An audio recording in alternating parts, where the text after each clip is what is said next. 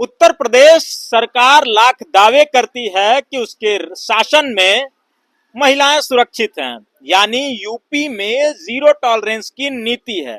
खास करके महिला अपराध के मामले में महिलाओं के साथ जो भी अपराध होता है उसमें बिल्कुल भी कोताही नहीं बरती जाती है, ऑन स्पॉट एक्शन लिया जाता है। लेकिन जो उत्तर प्रदेश के आंकड़े हैं वो कुछ और कह रहे हैं। अगर बात की जाए एनसीआरबी के आंकड़े की, तो एनसीआरबी का आंकड़ा कहता है कि महिलाओं के साथ पूरे देश में सबसे ज्यादा यदि अपराध कहीं हुआ है तो वो उत्तर प्रदेश में हुआ है। फिलहाल ये जो समय चल रहा है ये नवरात्रि का समय है। आज अष्टमी का दिन है। अष्टमी के दिन हम ये वीडियो शूट कर रहे हैं और अष्टमी तक यानी कि नवरात्रि के समय में पूरे प्रदेश में महिलाओं के साथ कितनी घटनाएं हुई हैं उस पर हम विस्तार से चर्चा करेंगे। ये वही नवरात्रि है जब महिलाओं की पूजा देवियों के रूप में की जाती है। देवियों का अलग अलग स्वरूप होता है, दुर्गा के रूप में, काली के रूप में, चंडी के रूप में, लक्ष्मी के रूप में तमाम माताएं हैं। हाथों में अस्त्र शस्त्र है, यानी वो महिला खुद की सुरक्षा खुद से कर सकती है, उन्हें किसी दूसरे की जरूरत नहीं है। अगर हम मूर्तियों की बात करें, देवियों की बात करें, तो वो यही दर्शाती हैं और वही कहना चाहती हैं कि महिलाएं खुद की सुरक्षा स्वयं करें। ये इसलिए भी करें क्योंकि ये सरकार कितनी नाकाम है महिलाओं की सुरक्षा करने में, ये बताने की जरूरत नहीं है। आए दिन रोज की खबरों से आप समझ सकते हैं। अब मैं चाहूंगा कि मैं बताऊं उन आंकड़ों को कि नवरात्रि के इस महीने में, इस सप्ताह में 9 दिनों का नवरात्र होता है, इसमें कितने महिलाओं के साथ कहां कहां घटना हुई। शुरुआत 25 सितंबर से करते हैं। मेरे हाथ में आंकड़ा है, कुशीनगर का मामला है। कुशीनगर के कप्तानगंज थाना के अंतर्गत 5 साल की बच्ची के साथ दुष्कर्म होता है। 5 साल की बच्ची के साथ दुष्कर्म होता है। वो बच्ची जो दुनिया को अभी ढंग से देख भी नहीं पाई थी, समझ भी नहीं पाई थी, जिसे दुनिया को देखना और समझना बाकी था, तमाम रूपों को देखना था, लेकिन 5 साल की उम्र में ही उसे समाज का वो विभत्स रूप देखने को मिला कि आजीवन शायद उसे मर्द जात से नफरत होगी। और यहीं तक नहीं, जो आरोपी की मां थी जिसने उस बच्ची 5 साल की बच्ची के साथ दुष्कर्म किया था, उस आरोपी की मां उस बच्ची की मां को 500 रुपए दे करके और मामले को रफा दफा करने तक की बात करती है। सोचिए, जब समाज में ऐसे अपराधों को खुद की मां ही बढ़ावा देने लग जाए तो वो आदमी, वो इंसान, वो बच्चा बाद में चलकर कितना बड़ा वहशी दरिंदा अपराधी बनेगा। दूसरी घटना है हरदोई के अरवल थाना क्षेत्र की, जहां 19 वर्ष की बच्ची के साथ दुष्कर्म होता है, घटना होती है। उसके बाद बाराबंकी के देवा कोतवाली क्षेत्र के धौरमऊ निवासी शमशाद नाम का व्यक्ति एक युवती के घर में घुस करके जबरदस्ती दुष्कर्म करने की कोशिश करता है, पकड़ा जाता है। अब सोचिए, जो सरकार तमाम दावे करती है कि हमारे शासन में, हमारे राज्य में महिलाएं रात के 12 बजे अकेले घूम सकती हैं, उनके साथ कोई घटना नहीं होती है। ऐसे में बाराबंकी में एक व्यक्ति, उसके हौसले कितने बुलंद होंगे, शासन और प्रशासन का डर बिल्कुल नहीं होगा, तभी वो रात में युवती के घर में घुस करके जबरदस्ती दुष्कर्म करने की कोशिश करता है। उसके बाद 26 सितंबर की घटना है, बलिया के गढ़वार थाना क्षेत्र में एक व्यक्ति अपने ही रिश्तेदारी की लड़की को अगवा करता है और अपने साथियों के साथ मिलकर के सामूहिक दुष्कर्म करता है।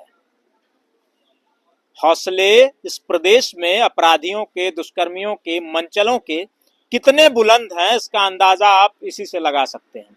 हालांकि बलिया जैसा जिला मुख्यालय से, प्रदेश की राजधानी से काफी दूर है, लेकिन दूर होने का यह मतलब नहीं है कि कानून व्यवस्था बिल्कुल ध्वस्त हो, कानून का डर ही लोगों के बीच में ना हो। फिर 27 सितंबर को घटना होती है अंबेडकर नगर में। अंबेडकर नगर के मालीपुर थाना क्षेत्र के भिसवा चितौना गांव में खेत में एक बच्ची की लाश मिलती है, एक छात्रा की लाश मिलती है जो कॉलेज की पढ़ाई कर रही थी। संदिग्ध परिस्थितियों में मामला अब तक नहीं खुल पाया है कि आखिर एग्जैक्टली हुआ क्या था। उस बच्ची के साथ क्या घटना हुई थी। 28 सितंबर पे आते हैं। 28 सितंबर को मुरादाबाद के कांठ थाना क्षेत्र में एक 13 वर्ष की बच्ची के साथ दो लोगों ने मिलकर के सामूहिक दुष्कर्म किया।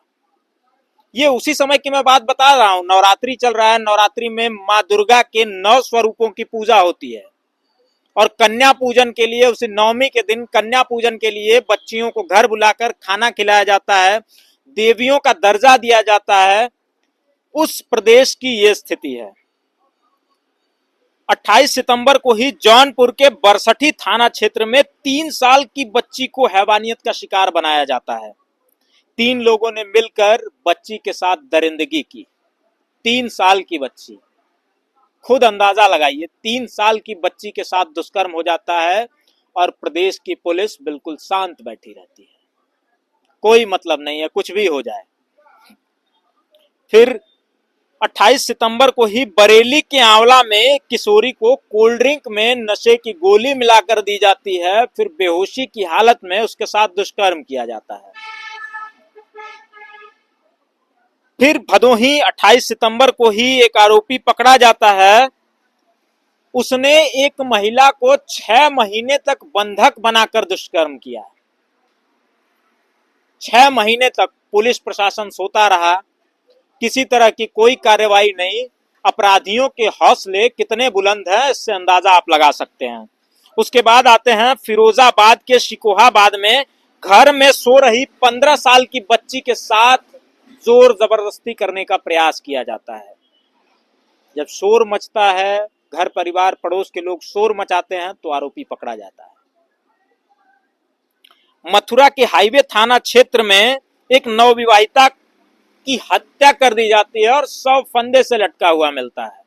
इसकी भी गुत्थी अब तक सुलझ नहीं पाई है। अब बात आती है कि सबके सुरक्षा की जिम्मेदारी पुलिस के ऊपर होती है। जब आदमी हर जगह से उम्मीद खो देता है तो अंत में पुलिस को याद करता है कि पुलिस प्रशासन के लोग आएंगे, हम सुरक्षित होंगे। लेकिन क्या हो जब पुलिस ही भक्षक बन जाए, आपकी इज्जत लूटने पर उतारू हो जाए।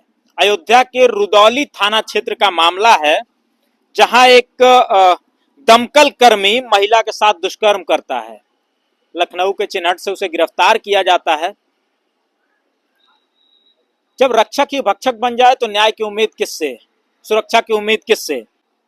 और लंबे समय तक वो आरोपी अपने वर्दी का रौब दिखाकर दुष्कर्म करता रहा। फिर संत कबीर नगर के खलीलाबाद में महिला की हत्या कर लाश नहर के किनारे फेंक दी जाती है। महिला का नाम सुनीता त्रिपाठी बताया जाता है। ये तो अभी गिनी चुनी घटनाएं हैं, वो घटनाएं हैं जो पब्लिक डोमेन में आ चुकी हैं, जो उजागर हो चुकी हैं। न जाने कितनी महिलाओं के साथ ऐसी घटना दुर्घटना हुई होगी, कितनी महिलाएं हैवानियत का शिकार बनाई गई होंगी इस प्रदेश में, वो आंकड़े तो निकल ही नहीं पाते हैं। और बात होती है जीरो टॉलरेंस की। अभी यदि बात की जाए, इन आंकड़ों को आप ध्यान से देखिए, ये आंकड़े जो हैं, इन आंकड़ों को ध्यान से देखिए। बीबीसी की रिपोर्ट के अनुसार सबसे ज्यादातर मुकदमे उत्तर प्रदेश में हुए हैं।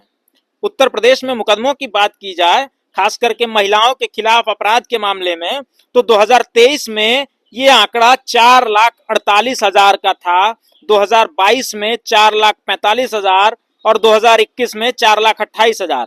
यानी कि ये आंकड़े लगातार बढ़ रहे हैं। 2021 में 4,28,000 था, 2022 में 4,45,000 पहुंचा, 2023 में 4,48,000 तक पहुंच गया।